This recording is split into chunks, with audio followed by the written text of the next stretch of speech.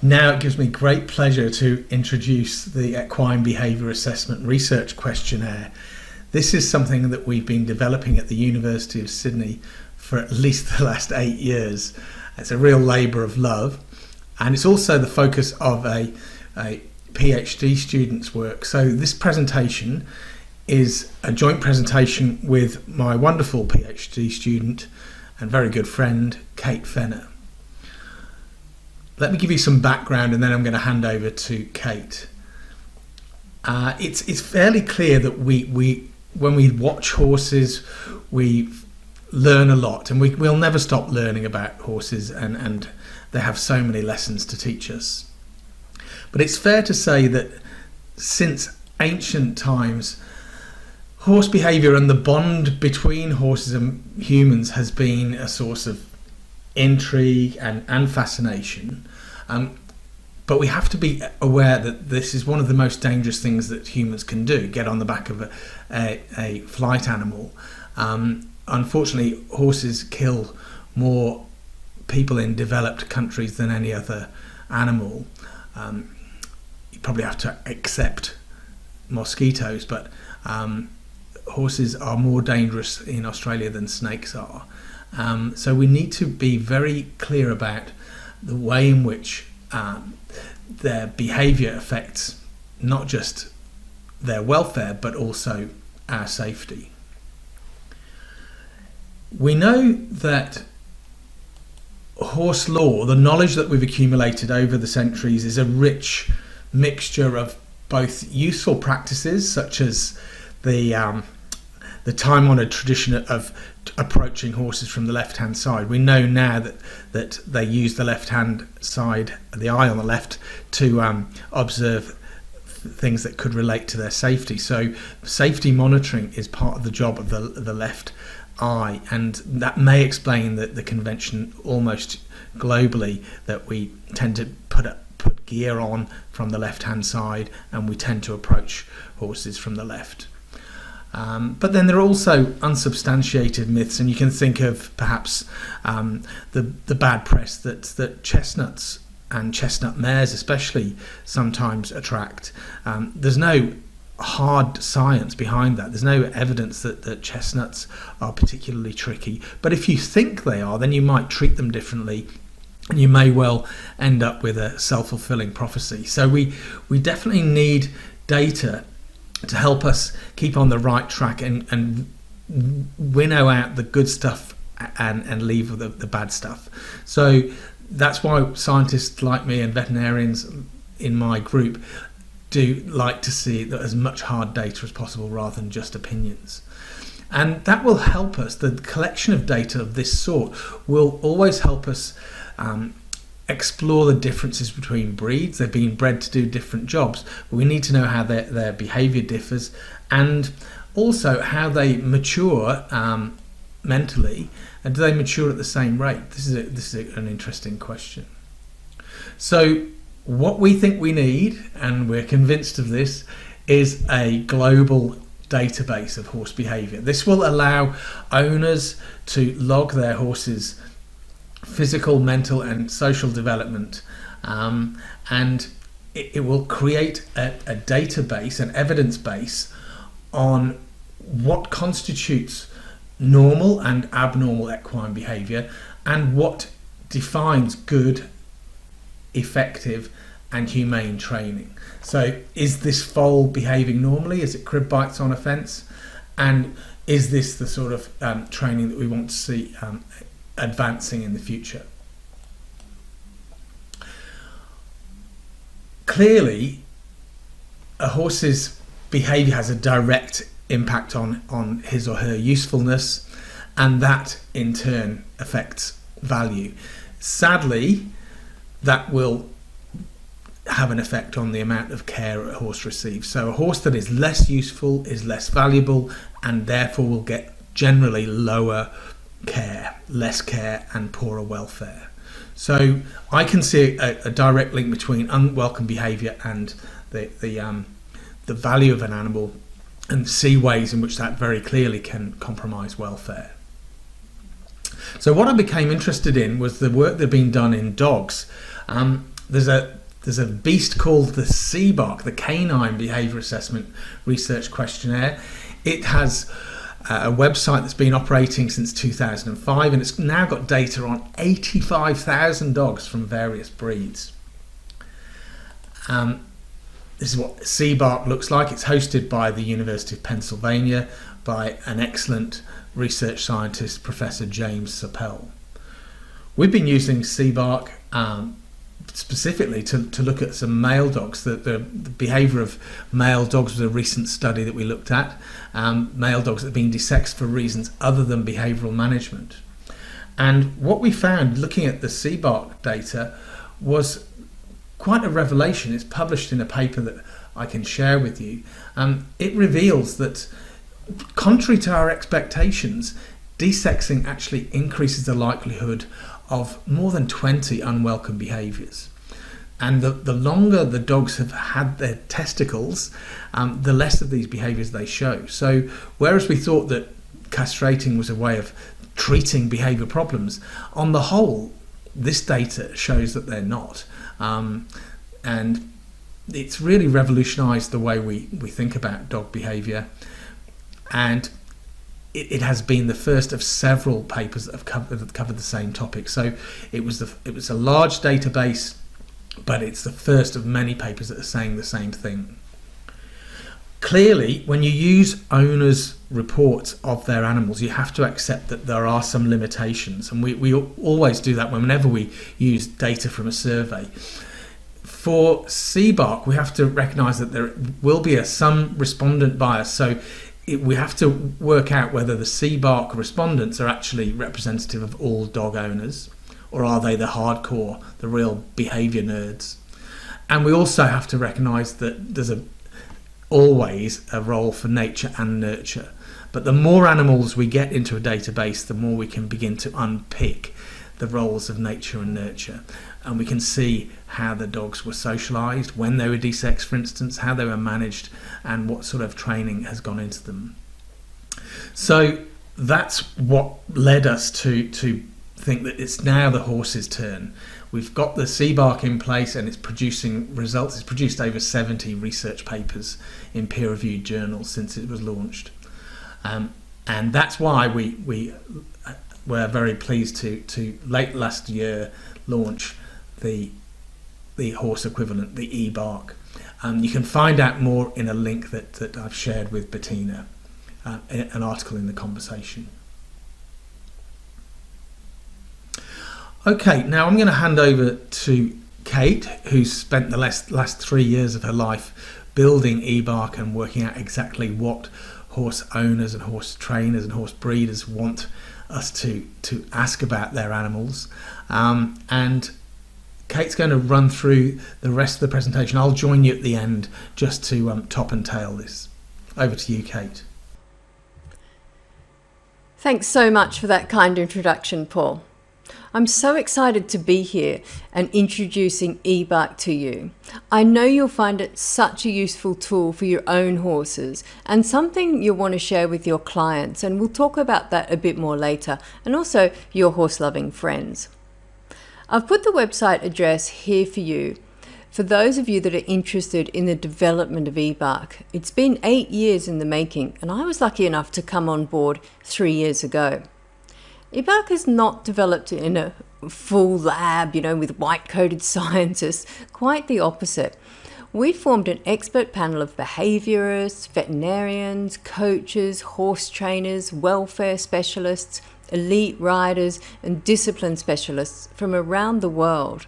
This panel helped us form the E-BARQ prototype. This questionnaire went out to 1,300 horse owners. We wanted to include every possible question our expert panel thought might be of interest, and to be honest, I was a bit worried participants would complain about the length of the questionnaire in the feedback box we provided. Well, I needn't have worried. Not only did not one person complain about the length, but they really all had a very positive experience of the E-BARQ project, and most of them took the opportunity to tell us even more about the horses they'd just answered over 200 questions on. You can't say we don't love our horses. From here, after some factor analysis, which is basically working out which questions were important and which we could or should lose or remove, we remove questions that very few people answered or items that didn't fit into one or other of the factors or groups that emerged with the analysis. Following this, we arrived at the final version of EBARQ that we have today. The survey consists of 96 questions, all of which are rating or multiple choice type questions. There's no need to type in any answers, and the survey can be completed from your computer or your mobile device. As Paul was saying, EBARQ is a sister project to Seabark, and there's also a cat version, Feebark. Who'd have thought you could have 100 questions on cat behaviour?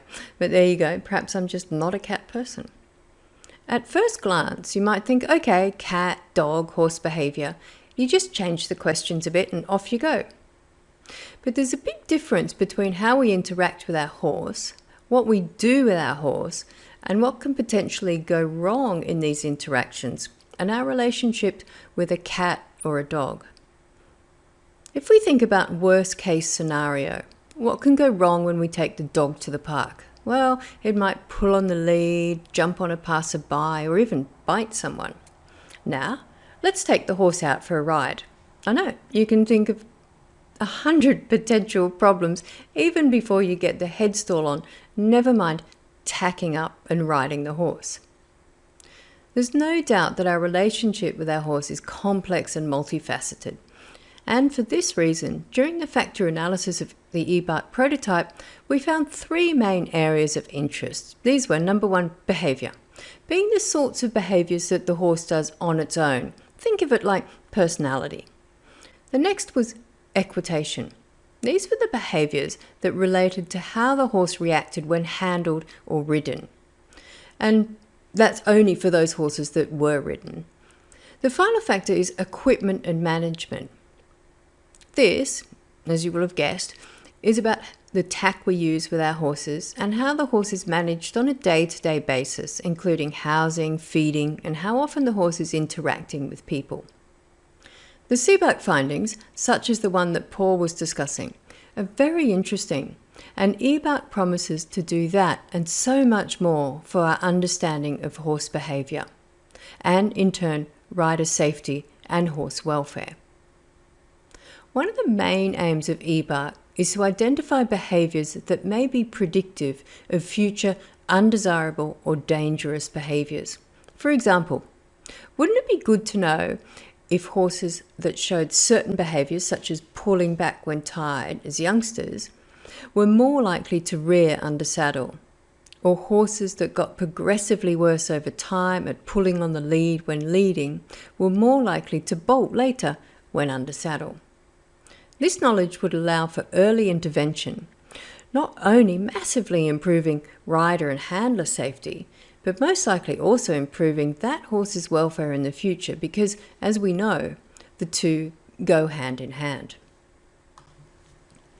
The sad fact is, as Paul has been discussing, in so many ways, horse welfare lags depressingly far behind other companion animals.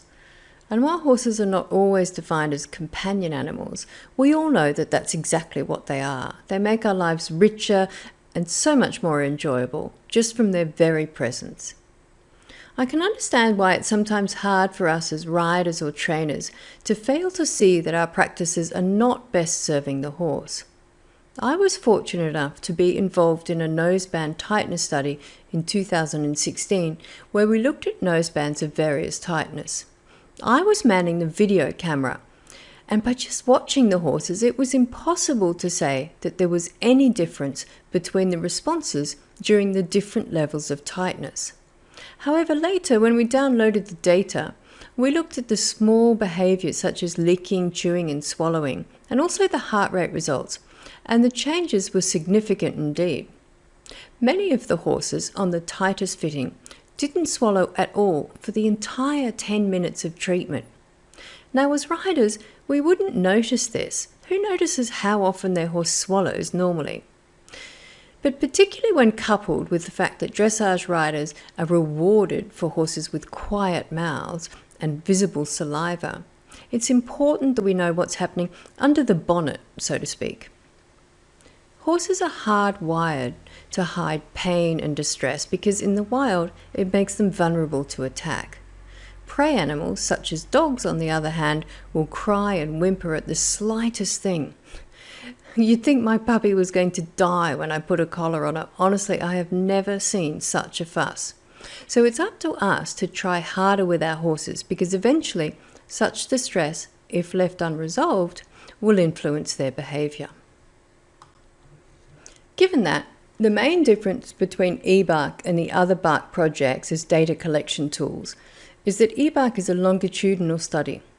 While it's nice to have a snapshot of how your horse is behaving today, it's even better to be able to monitor your progress over time. By completing an EBARQ survey every 6 months, you'll be able to see how changes in your training and management are reflected in behaviour, a tremendously valuable tool for coaches, trainers, and all horse owners. As you can see, the survey is divided into 2 sections. We collect detailed horse and owner demographics.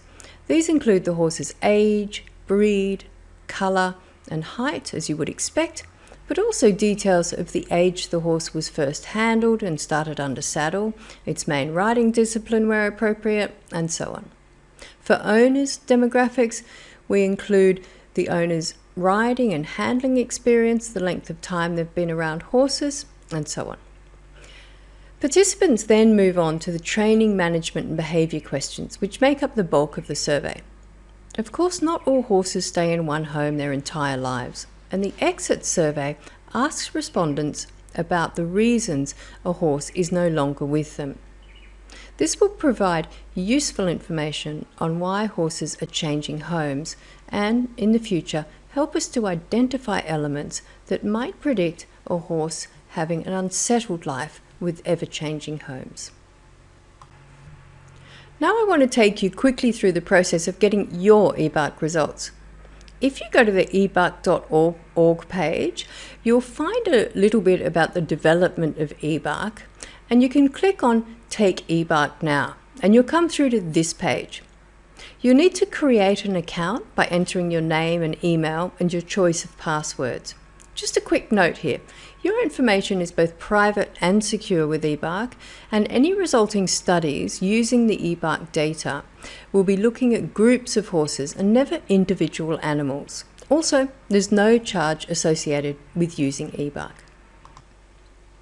Once inside, you'll find yourself on the My Profile page. You can edit your details here and upload a selfie, but don't forget to press Submit when you're finished. Also on this page, and more importantly of course, you can add a new horse. This will give you a pop-up box where you can add the horse. The only thing you need to get started here is the horse's name. All of the other items can be added later if you wish. However, if you do add a year of birth, just be aware that that really does mean a year and not a date, as the system can only accept 4 numbers, such as 2012, meaning 2012. If you want to upload photographs now, or decide to do that later, simply click on the green horse and you'll be walked through the process. The maximum upload limit here is 5 megabytes. So once you've entered your horse's name, press Submit, and your horse's profile will appear. Next, click Take EBARQ Now, and you'll see all of your registered horses on this page. You can see I've got 3 horses here. Some I have photos for and others not, and it looks like I should update some of those photos too, which I can do at any time. Horses that have not yet taken an EBARQ will have a green reminder button above their profile. Click that and it will take you through to the EBARQ questionnaire. You can see that all 3 of mine are due for another EBARQ. Now, I mentioned earlier that the survey has 96 questions, and it takes most people between 20 and 30 minutes to complete. Don't worry if you can't do it all in one sitting. The system will remember where you were in the survey and take you straight back to that question, even if you log out of both sites. Next time you come back to take EBARQ, press take EBARQ again. Just go to that green notification above your horse, click it again, and you'll be back in the survey at exactly the same place. The survey will keep you in that place for 1 week, after which it will no longer be accessible. On completion of the survey, click the EBARQ results. The survey results may take up to 10 minutes to be calculated, but they'll show up here. If you navigate away from the page, try refreshing it when you return to see if your results are there. Let's take a closer look at the results graph. The dark green score is Rivero's results for his most recent EBARQ test, and the cream colour represents the population. You can quickly see that this horse scores poorly on human, social and non-human social confidence, and that's really good to know because it gives me as his owner a place to focus my work and to make his life easier and my riding safer. When I come back, which looks like it should be done now, to do another EBARQ, I'm going to hope to see big improvements here. I can also see that he's slightly below average on working compliance, and I've been trying to make my training more interesting and fun for him to further engage him with learning.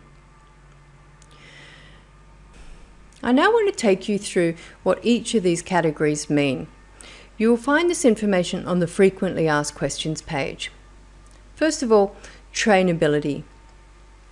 This is how your horse learns from combined reinforcement, so positive reinforcement and pressure release. Next, rideability. Of course, this only applies to the horses that have been ridden or driven in the past 6 months, and it's about your horse's responsiveness to cues from the saddle or while being driven. If your horse is easier to ride, you get a higher score. Boldness is your horse's reaction to the unfamiliar or the unexpected. A very reactive or spooky horse will have a low score. Handling compliance, how willing your horse is to be handled. A high score indicates a horse that is unreactive when handled. Working compliance, how willing your horse is to be worked. A high score indicates a horse that is happy to be worked. Easy to stop, this indicates that the horse is obedient to stop signals and does not run or pull through the handler or rider. A high score indicating a horse that's easy to stop. Forward going, this indicates a horse that moves forward when signaled to do so, not a horse that moves too fast or moves when not signaled. A high score indicates the horse that doesn't move back or rear when signaled to move forward. Human social confidence. How your horse behaves when approached. A confident horse will have a high score on this item. Non-human social confidence is how your horse reacts to other horses and other animals. Novel object confidence indicates how reactive your horse is to novel or new objects. Touch sensitivity.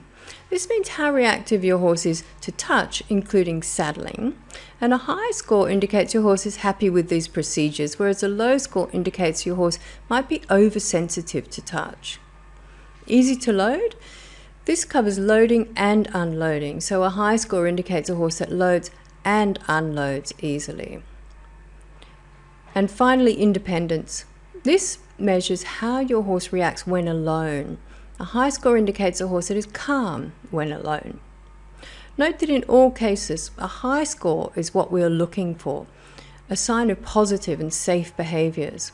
For example, touch sensitivity. A high score means that the horse is where you want it to be, and a low score suggests that your horse is oversensitive to touch. Okay, I've been saving the best for last, and now I want to talk to you about EBARQ Groups. This is a very exciting development, and I know that the coaches and trainers amongst you are going to be particularly excited about this. You can now form your own private EBARQ group. To form a group, you'll need to have at least 10 potential members, and you simply complete the form here on your profile page, and you'll be sent your group code. Once you have the code, all of your group members can enter that on their EBARQ profiles, and you, as the administrator, will be able to see all of their results and group members will be able to see how their horse compares to the group average as well as the population as a whole.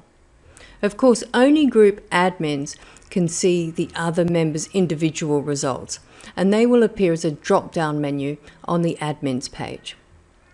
Pony Club Australia is very excited about this feature, as it will allow their instructors to know in advance if a horse in their group might pose a problem during an event or a lesson. For example, knowing that a horse is scored poorly on easy to stop might mean that the instructor decides not to put that horse at the front of the ride. With the EBARQ Groups function, your clients will be able to see on their results graph how their horse compares to the group average and how both the group average and their horse compares to the thousands of horses already in the EBARQ population.